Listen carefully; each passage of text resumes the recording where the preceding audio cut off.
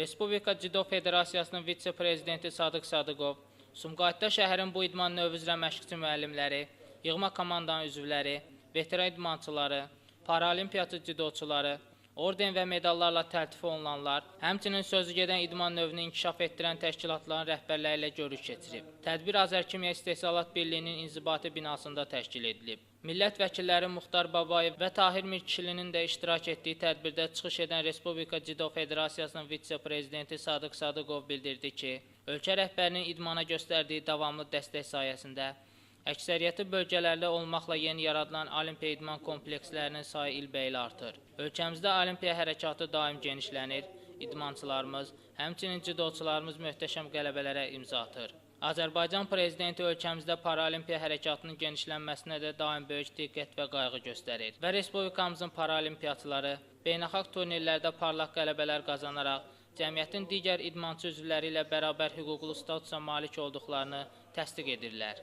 Millət vəkili Azərkimya İstehsalat Birliyinin Müşahidə Şurasının sədri Muxtar Babayev isə öz növbəsində bildirdi ki, cəmiyyətimizdə idmana, o cümlədən cidoya maraq var.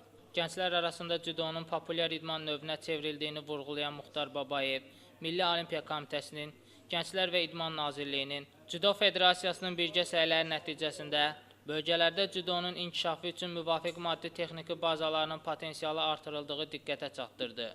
Daha sonra millət vəkili Tahir Mirkişili də çıxış edərək bildirdi ki, cido idman növü Sumqayıtda da geniş inkişaf edir və şəhər idmançıları Respublikanın müxtəlif beynəlxalq yarışlarda təmsil edərək ölkəmizə müxtəlif əyyarlı medallar gətirir.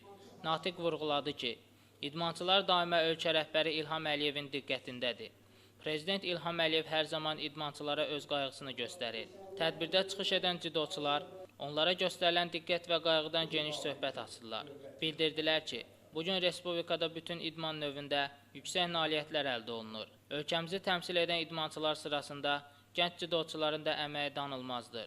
Tədbirdə öz təkliflərini dilə gətirən gənc cidoçular Respublikada onlar üçün yaradılan şəraitdən razı qaldıqlarını da bildirdilər. Sonda idmançıları maraqlandıran suallara aydınlıq gətirilib. Əsas məsələlərdən biri Sumqayıt şəhərində idmanın elita növlərindən biri olan cidonun inkişafı ilə bağlıdır ki, bugün buraya yığışmışıq. Yəqin ki, mən inanıram ki, bugün buraya yığışmağımızın ən önəmli işlərindən biri olacaq ki, yəni cido ilə bağlı Sumqayıtda bəzi problemlər vardır ki, onları həllini tapaq, həll edək.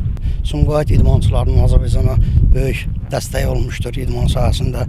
Bugün Sumqayıtda Fuad Aslanovlar, Şahin İmranovlar, İlham Zəkiyevlər, iki qat bizim paralimpiya çempionumuz Sumqayıtda yaşayır və bu günləri infrastrukturla bağlı, yeni məşqçilərlə bağlı, bəzi federasiyanın da bu günləri böyük bir regionlarda inkişaf proqramı var ki, o proqramla bağlı müzakirələr olunacaq və inanıram ki, yəni bu müzakirəmiz cidomuzun inkişafına böyük dəstək olacaqdır. Şəmsdan Fikrətli, Firuz Adgözəlov, Dünya TV.